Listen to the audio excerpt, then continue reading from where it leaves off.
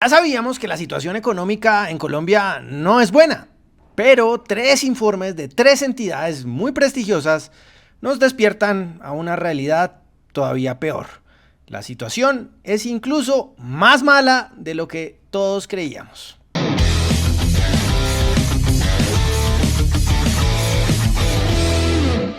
El primero es, de hecho, una entidad que hace parte del gobierno de Gustavo Petro, poco sospechosa de ser enemiga del cambio. Se trata del DANE. El Departamento Nacional de Estadística publica trimestralmente las estadísticas de crecimiento económico, crecimiento del Producto Interno Bruto. Y a pesar de algunos titulares que parecían prender cohetes por un crecimiento económico anualizado del 2%, pues como siempre el diablo está en los detalles. Además de que 2% es un crecimiento lánguido, muy flojo, históricamente, comparado con el que hemos tenido históricamente en Colombia, regionalmente, comparado con los crecimientos de otros países de la región, pero además cuando entramos a ver qué es lo que está ocurriendo, cómo se descompone ese crecimiento y sobre todo el desempeño en el corto plazo, nos encontramos con sorpresas muy pero muy desagradables. Lo primero es entender que este dato corresponde a la comparación del Producto Interno Bruto entre el tercer trimestre, o sea, julio, agosto y septiembre de 2023 versus julio, agosto y septiembre de 2024. El crecimiento durante el último año, por eso lo llaman los economistas el crecimiento anualizado. Sin embargo, cuando vamos a ver datos más recientes, nos encontramos con que durante el tercer trimestre de este año, de julio, agosto a septiembre, la economía colombiana solamente creció en agregado 0.2%, o sea, prácticamente nada. En realidad estamos estancados. Lo mismo que ocurrió durante el segundo trimestre de este año, donde el crecimiento fue del 0.5%, también un crecimiento muy pobre, muy cercano a cero. En parte, el dato de 2% se explica porque tenemos una base muy baja. En el tercer trimestre de 2023 la economía decreció 0.6%, menos 0.6% fue el crecimiento del Producto Interno Bruto. Claro, esto ayuda a que en comparación durante este último trimestre los números se vean algo mejores, pero muy lejos estamos de poder declarar el fin del estancamiento. En realidad la economía colombiana, como ven en este gráfico, viene con unos crecimientos trimestrales muy lánguidos y estos últimos trimestres nos dan cuenta que la actividad no quiere despegar. Cuando vamos al detalle de los sectores de la economía, pues que están creciendo o decreciendo más, pues también nos encontramos sorpresas desagradables. Si bien tenemos sectores como el agrícola, sobre todo empujado por el tema del café, creciendo a una tasa de 2 dígitos, 10.7%, tenemos también el sector minero y el sector manufacturero, el sector industrial cayendo en terreno negativo. Pero cuando vamos a ver los datos trimestrales de julio a septiembre de este año, pues la situación se torna más preocupante.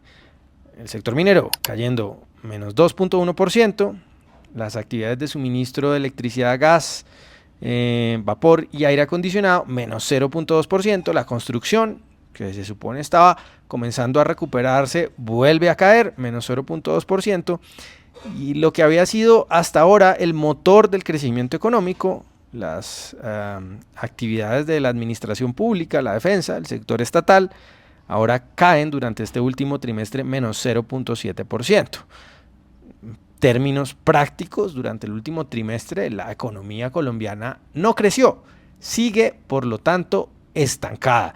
No hay motivos, contrario a lo que nos digan desde el canal oficialista o desde las cuentas de Twitter de los amigos petristas, pues todavía no hay motivos para celebrar. La economía sigue con un desempeño, con una dinámica muy pobre. El dato de 2%, de nuevo, se explica sobre todo por la caída que vimos en el tercer trimestre del año pasado, menos 0.6%, y por una muy incipiente recuperación que vimos durante el primer trimestre de este año, seguido en el segundo y en el tercer trimestre por prácticamente estancamiento. Nada más que resaltar en este informe, salvo que la economía colombiana no despega y sigue estancada. El segundo informe que acaba de ser publicado es el del Comité Autónomo de la Regla Fiscal, que evalúa cómo están las cuentas financieras del Estado colombiano, y ahí los resultados pues son, diría yo, todavía más preocupantes. Varios aspectos que destacar. Lo primero es la cuantificación del desplome de los ingresos. El funcionario estrella de este gobierno, esa es la historia que nos habían contado, era el señor Luis Carlos Reyes, que habían dejado a cargo de la DIAN durante la primera parte del gobierno de Petro.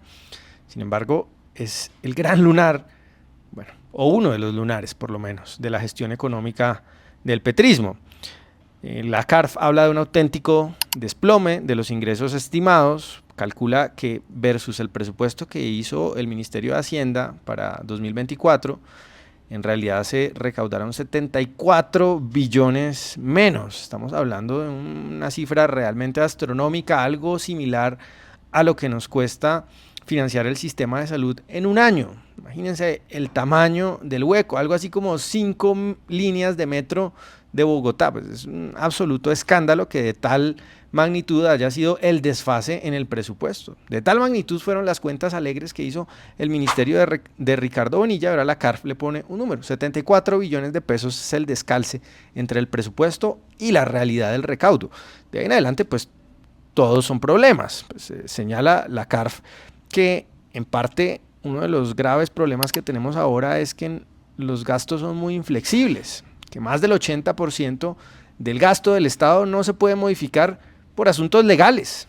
Es el propio Estado colombiano suicidándose, porque si no se logra recortar significativamente el gasto, pues vamos a continuar o vamos a seguir en esta senda de deterioro fiscal muy preocupante. Lo tercero que menciona es que la situación de la caja, que varios informes del Banco de Bogotá la habían revelado durante los últimos meses, la situación de la caja en el Tesoro Nacional, la cuenta de ahorro con la que el Estado pues financia sus actividades, su operación, ha estado en mínimos históricos prácticamente durante todo el año, y que esta situación fácilmente puede continuar el año entrante porque, claro, lo que no se logró ejecutar este año, lo que no se logró hacer este año, probablemente el próximo año se pretenda hacer, y eso va a apretar todavía más esa situación de la caja, que sigue siendo gravísima. Y ahí en esa misma tónica, pues la CARF no nos pinta un buen panorama desde el punto de vista fiscal para el 2025, las inflexibilidades del gasto, aparentemente en el nuevo presupuesto general de la Nación que presentó el gobierno ante el Congreso, siguen incurriendo en esta práctica de las cuentas alegres, y los recaudos que se van a lograr van a ser muy inferiores a los que están en el papel, y todo esto nos apunta en una dirección. La regla fiscal en 2024 muy probablemente, de acuerdo a esto que nos cuenta el Comité Autónomo de la Regla Fiscal, no se va a cumplir, o al menos existe una gran probabilidad de que no se cumpla, y eso tendría consecuencias muy graves porque la regla fiscal es una especie de camisa de fuerza que el Estado se impone a sí mismo para no enloquecerse en gastos, para no gastar de más. Entendemos que el Estado se financia usando el mercado de capitales, inversionistas internacionales y locales le dan plata al Estado colombiano a cambio de unas tasas de intereses, pero a cambio el Estado colombiano se ha comprometido a no enloquecerse fiscalmente, a tener unas cuentas sanas y así poder hacer el pago de esos intereses y el principal de esas deudas, de esos bonos que se llaman TES. Pues bien, si no se cumple la regla fiscal, el mensaje que le enviamos a esos inversionistas es que no tenemos la capacidad de mantenernos dentro de esa camisa de fuerzas, que el paciente se va a liberar de la camisa de fuerzas y se va a enloquecer. Y si eso ocurre, si ese mensaje llega a los inversionistas, que ya ha venido llegando paulatinamente, pero si rompemos definitivamente la regla fiscal, el costo de financiarnos va a crecer. Nos van a decir, tal cual, como si ustedes mala paga ante los bancos, si acaso alguien le presta plata, pues se la va a prestar a una tasa mayor.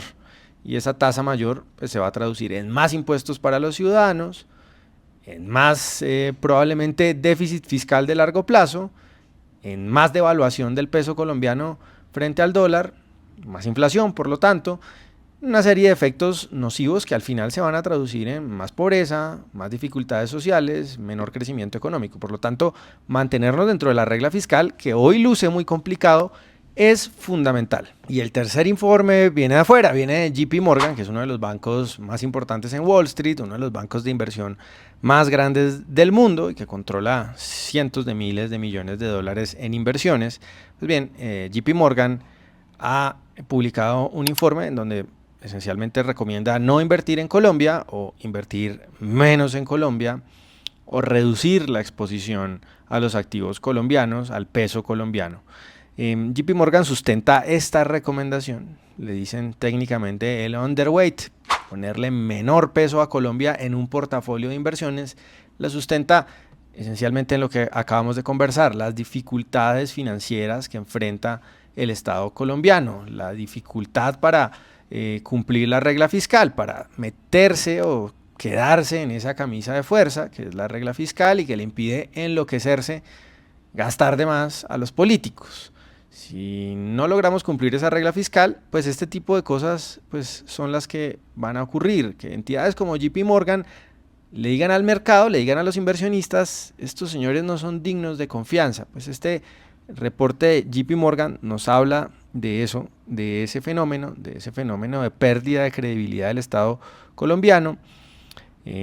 Dice además que los riesgos locales muy asociados a estos temas financieros, fiscales, pero también los externos asociados al precio del petróleo, por ejemplo, pues siguen creciendo. No olvidemos que JP Morgan ha sido también muy duro en temas de gobierno corporativo con Ecopetrol. Nos han alertado sobre esas tendencias muy preocupantes de una empresa que la están administrando, o más bien mal administrando, bajo la dirección del señor Roa. Ese ambiente interno y externo pues lleva a JP Morgan a publicar este informe, que es la manera en la que nos ven desde afuera, es la manera en la que nos perciben los mercados internacionales. Estamos, por lo tanto, si sumamos todas estas piezas del rompecabezas, en una situación todavía más delicada, si es que cabe, de la que creíamos, en un gobierno que no ha sido serio en el manejo de las finanzas públicas, no ha sido realista, que además ha ahuyentado la inversión, que no le ha permitido a los inversionistas locales y extranjeros que confíen en que aquí hay una tierra fértil para poner su dinero, para arrancar proyectos productivos. Estos tres informes de JP Morgan, del CARF y del DANE nos dibujan un panorama muy preocupante. Crecimiento estancado, una situación fiscal potencialmente explosiva y unos inversionistas internacionales que, viendo ese panorama económico, pues deciden no llegar. La dirección hay que cambiarla y bajo este gobierno, el de Gustavo Petro, no va a ser.